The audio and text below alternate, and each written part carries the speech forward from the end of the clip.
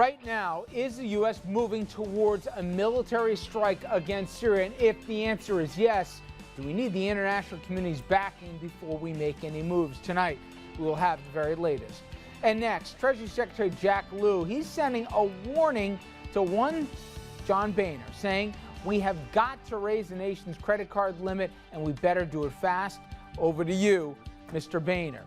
And next, we take a look at approaching the 50th anniversary of the March on Washington. As we look back at the late Dr. King's legacy, we ask how far we've come and how far we still have to go. Good evening, everyone, and welcome to RFL. I'm Richard French. Thanks so much for joining us this Tuesday evening, August 27th. And we start tonight in Syria, of course, where Washington appears poised here to take action against that nation, as growing intelligence reports point to the Assad regime as the culprit, as many have believed for a while now here in last week's alleged chemical weapons attack. And that assault, it has left hundreds dead here in pictures of dead children and innocents that has gotten the world rallying here to take action. Our senior political correspondent, Andrew Whitman, he joins us with the very latest on an unfolding situation. Andrew? And Rich, the ball is certainly moving on this. It appears as though the U.S. and its allies now laying the groundwork for their most aggressive response since Syria's civil war began more than 2 years ago.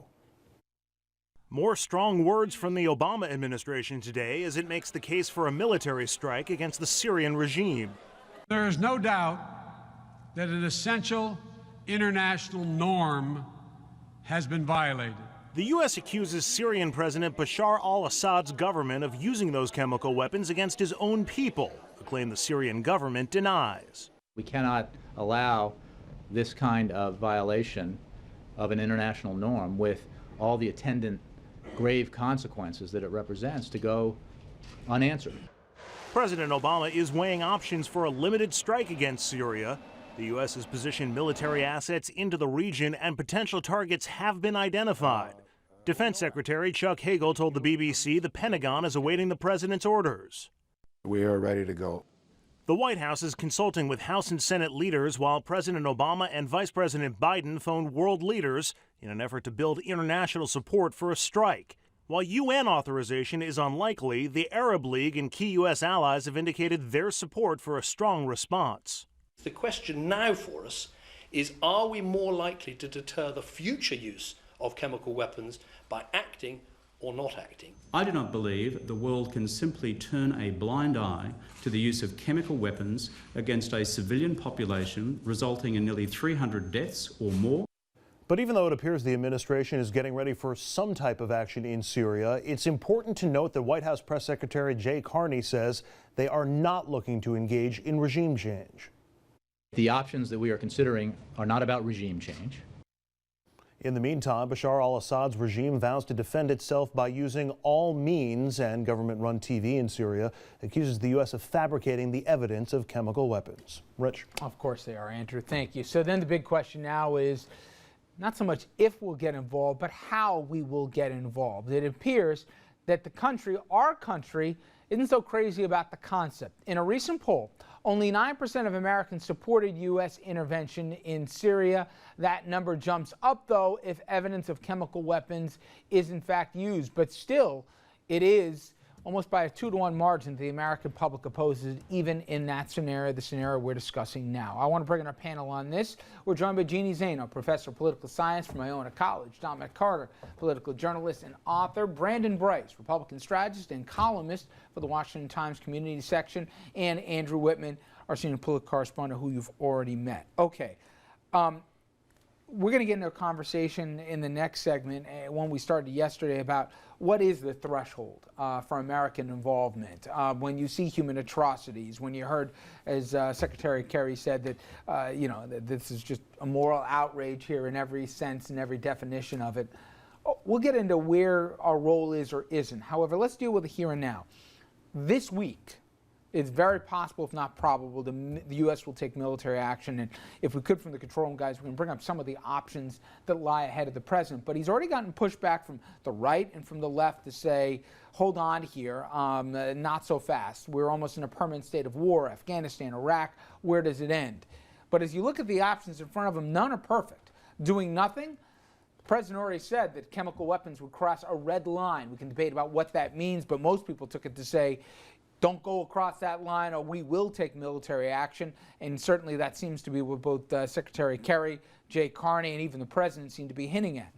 Could arm the Syrian rebels, and some people say that could be the best thing, but who are these rebels? Are they really any better or even the equivalent of Al-Qaeda? Limited strikes. We got 4 destroyers off the coast there that we could fire Tomahawks into there, but most people believe at the end of the day that'll be more symbolic than really effective to get rid of it. And we also, can you keep that up there for a second, guys? We also talk about establishing no-fly zones. You put in a no-fly zone, I happen to think the most effective thing right there, and the airstrikes that you would be seeing coming from the Syrian Air Force against the protesters, that would cease here and make it a little bit more of a fair fight.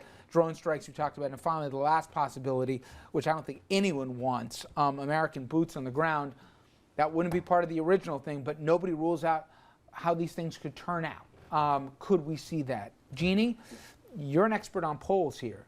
The public seems to have said, not our fight, we've had it, but the president's in a box right now. And it seems that he's got to do something, because nothing is going to be the worst kind of answer here given what he said before. Yeah, and absolutely. And those polls that you mentioned, those aren't unusual. Every time you ask the American public, should we intervene in a foreign conflict, by and large, the majority says no. And then it escalates if you ask them, well, what if this? What if something like chemical weapons were used? A larger percent of people will say yes. So presidents tend not to rely on that. But you know what? If the president does decide to go in, the American public will support that effort, at least in the short term. And I agree, President Obama is in a very tight box here. He made a red line, and now it's been crossed, and he has to make a decision. And I think we know what the decision will be. I don't think there'll be boots on the ground, although you can't, we don't know, we can't rule that out in the long term. I think what they'll do is drone strikes, but what he's got to try to do is make sure this is not a unilateral move on the part of the United States, and that's what they're all busy doing, is trying to make sure that we have support, world support. You know, but there are several questions to be raised. You know, look at 100,000 people have been killed in this conflict before the chemical weapons. Their lives weren't as important as when chemical weapons were used. You know, but these I issues. both know how this works. We live in a digital age here. We live in a Absolutely. real-time picture age. Everybody saw those little kids in the white, basic sheets over their heads. We saw some of the parents holding their children. Even Secretary Kerry referenced it. He says, I'm a father. When I saw that, that was the imagery that drove this. But Dominic, talking about threading a needle, the president's got to make, at minimum, a symbolic effort. But Good term, threading a needle. But let's say he fires the Tomahawk.